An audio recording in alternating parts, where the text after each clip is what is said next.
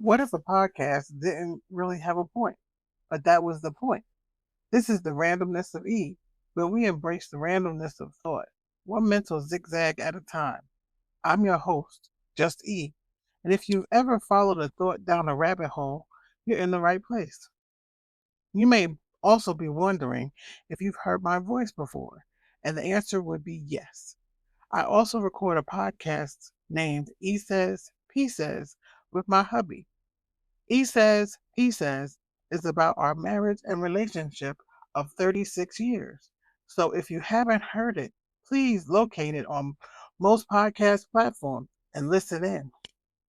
I created this podcast because, as I said, I wanted to share my randomness. You never know how sharing your journey can help someone else. If you are joining me for the first time, hello and welcome. Last week, I discussed being the in between woman and how it felt to grow up in a different time and space for women. If you missed it, take a listen and leave a comment. I'd love to hear from you. So, for the eighth episode, I will be discussing how words hurt.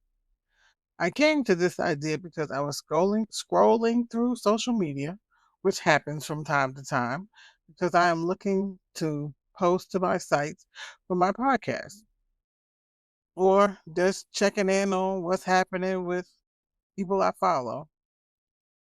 Either or, I'm scrolling. One of the pages I am connected to is my friend, Dr. Dash. It's the Shauna Jeffries on Facebook. She currently has a new book out, Same Devil, Different Faces, where she details healing from the toxicity in your life. Join her page on Facebook or pick up a copy of her book on Amazon. All that said, she has started to share some edutainment on her timeline that deals with different topics or traumas we need to heal from that have occurred throughout our lives. Recently, she was discussing how words hurt and compared it to the children's rhyme of sticks and stones. As I listened to her discuss the topic, I realized she'd uncovered something that our generation never considered. It was like being deprogrammed and realizing all the hurt and pain you were holding in over the years because those playground words hurt. Being a heavy girl, more tomboy than diva, wearing glasses and having a brain made my life hell. I was always being teased because of my weight and glasses. However, it was always convenient that I was a girl when I wanted to play football or basketball with the guys. Only the pretty girls were allowed to play with the guys from time to time. Otherwise, I was relegated to double dutch, skelly, boxball, handball, and the occasional red light, green light, or Simon Says. I messed up my knee playing the latter as a teen and still carry the mark. As I continued to listen, I realized it was not always the playground words, it was the actions of my mother and aunt and statements they said to me. Like, you have such a pretty face. If only you lost a little weight. And in my mother's eyes, her beautician's license was always an excuse to mess with my hair, though I would have just done it or fixed it and it looked fine to me. The only time she stopped touching my hair was when I got dreads and or wore braids. Thankfully, thankfully, those styles were outside of her purview, and she would just look distressed that she couldn't find a way to fix them, or better yet, cut them off. Natural hair was my saving grace. It was her kryptonite. Yay!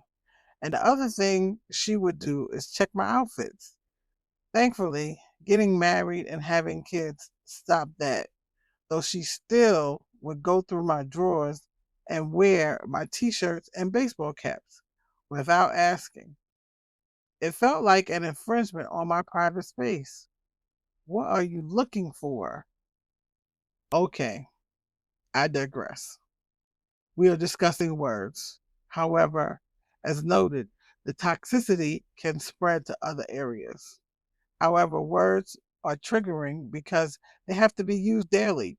And if the words that were used to harm you as a child are revisited as an adult, it can be crippling and cause a reaction of nuclear proportions if you are not, capital NOT, healed or do not realize what you are reacting to, causing you to use harmful words as well.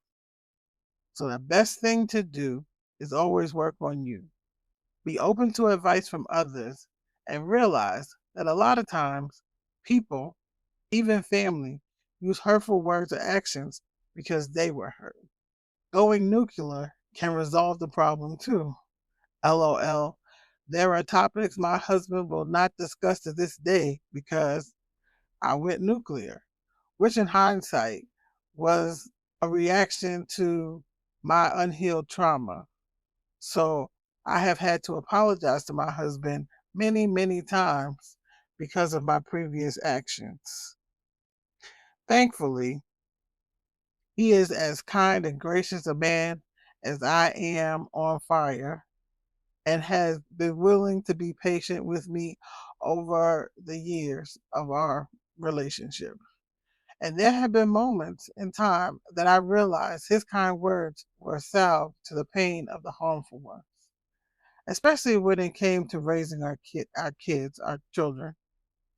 You know it's bad when the offender, my mother, called me by her name when I was chastising my oldest.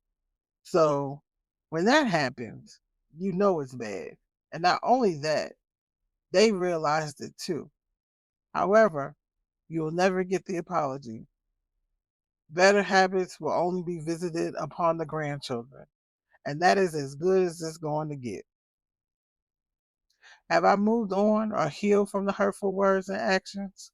Not entirely, though it is a day to day, week to week, year to year process. In the interim, you get therapy and or separate yourself from the offending parties so you don't have to continually be subjected to the toxicity. And you also do your best to not pass on the trauma by using tools you've learned or just wanting to be better and give your children a better and more positive look on life and themselves. Because your parents and home should be a haven. The world does not, the world does enough to tear you down and make you second guess yourself. Home should be full of hugs, kisses, I love yous, and as much positivity as possible.